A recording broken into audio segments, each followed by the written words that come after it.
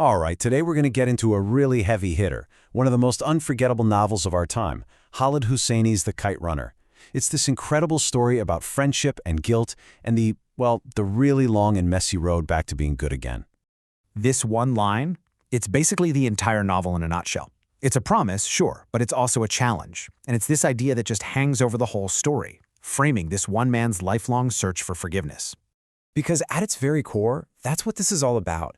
It's a story about a single, terrible mistake made when you're just a kid, and how the shadow of that one moment can stretch across your entire life, across decades, and even across the globe. Okay, so let's set the scene. You gotta picture this. We're in Kabul in the 1970s, before all the wars. It's this vibrant, beautiful place. And it's here that we meet two little boys, Amir and Hassan. Their lives are completely tangled up together, and they're about to be ripped apart in the most tragic way. Now let's really get into the relationship that drives this whole first part of the book. It's this bond that seems, totally unbreakable, right up until the moment it just shatters. And these two boys, they could not be more different. On one hand, you've got Amir. He's a Pashtun, the dominant ethnic group. He's the son of a rich, well-respected man. But inside, he's just so insecure. All he wants is his dad's approval. And then you have Hassan. He's the son of their servant, a Hazara. And he is fiercely loyal and has this quiet courage that Amir is honestly pretty jealous of. This power imbalance is absolutely key to everything that happens next. And you really can't understand the story without understanding this part. The Hazara people are an ethnic minority in Afghanistan, and they have historically faced just awful persecution from the Pashtun majority. This isn't just some historical fact in the background, it's a tension that runs right through the heart of the boys' friendship, and it really fuels the central conflict of the entire book. Everything, and I mean everything, pivots on this one single day, the day of the annual winter kite fighting tournament. For Amir, this is way more than a game. This is his one shot to finally earn his father's respect. And he does it. He actually wins. For this one perfect, shining moment, Amir has everything he's ever dreamed of. But this victory comes at a horrifying cost. Hassan, being the loyal friend he is, runs to get the last kite for Amir as a trophy. But he gets cornered in an alley by this local sociopath, a bully named Asaf. And this is it, the moment the whole story hinges on. Amir sees what's happening. He watches as his best friend, his most loyal companion, is brutally assaulted. And he turns, and he runs away. He does nothing. This single act of cowardice, this massive betrayal, becomes the guilt that will shape and poison the rest of his life. Now, not long after this horrible day, Afghanistan is plunged into chaos, and Amir and his father are forced to escape the country. But as they're fleeing, Amir learns a really hard lesson. You can run from your home, but there is no running from your own conscience. And just like that, the years fly by. The Soviet invasion pushes them out, they end up in California. Amir, for all intents and purposes, builds a new life. He goes to college, he becomes a writer, he gets married. On the surface, he's a success story. But that memory of that alley, it's still there, like an open wound that just won't heal. And then, decades later, when he thinks the past is maybe finally buried for good, the phone rings. It's an old family friend, Rahim Khan.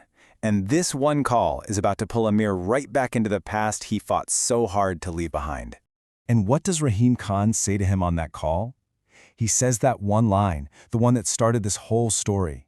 There is a way to be good again. It's an offer, really. It's a chance for Amir to finally turn around and face the guilt he's been running from his whole life. But this journey into the past comes with a bombshell, a revelation that is going to completely upend everything Amir thought he knew about his family, about his father, and especially about the friend he betrayed all those years ago. The secret is just staggering. Hassan, the servant's son, the Hazara boy he let get hurt, was actually his half-brother, his own father's son, a truth his father hid from him his entire life. Suddenly, that childhood betrayal feels 1,000 times deeper. So this path to being good again, it's not going to be easy. It requires Amir to do the one thing he failed to do as a boy, be brave. He has to go back to a war-torn Afghanistan, which is now under the horrifying control of the Taliban. So here's the mission. Amir finds out that Hassan and his wife were killed, and they left behind an orphaned son, Sohrab. Amir has to find this boy, and to do that, he has to come face to face with his childhood nightmare, Asif, who, what do you know, has grown up to become a sadistic Taliban official. What follows is this absolutely brutal, violent showdown. Amir finally confronts Asif. He takes a horrific beating, but this time he doesn't run. He fights back.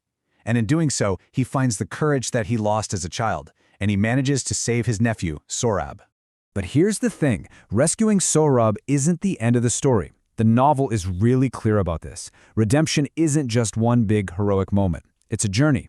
It's a long, patient, and frankly, pretty painful process of trying to heal.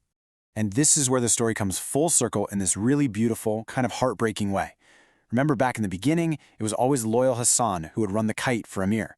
Now at the end of the book, it's Amir trying to atone who runs the kite for Hassan's traumatized son. It's this powerful symbol of him finally trying to repay a debt he's owed for a lifetime. So when you step back, you see just how many deep, heavy themes are woven into this one story. You've got the crushing weight of guilt and the faint hope of redemption. You've got loyalty and betrayal, these complicated father-son relationships. And it's all set against this tragic backdrop of war, displacement, and ethnic strife. So, where does that leave us? Look, this is not a fairy tale. There is no simple, happy ending. The scars of the past, both for Amir and for young Sohrab, are still very, very real. But the ending is hopeful. It suggests that even if we can't erase our worst mistakes, we can spend our lives trying to make amends for them. And that really leaves us with this final nagging question, doesn't it? The book forces you to ask yourself if real redemption is even possible. Can one brave act, no matter how selfless, ever really balance the scales against a moment of total, abject failure? And that's a question that sticks with you long, long after you finish the book.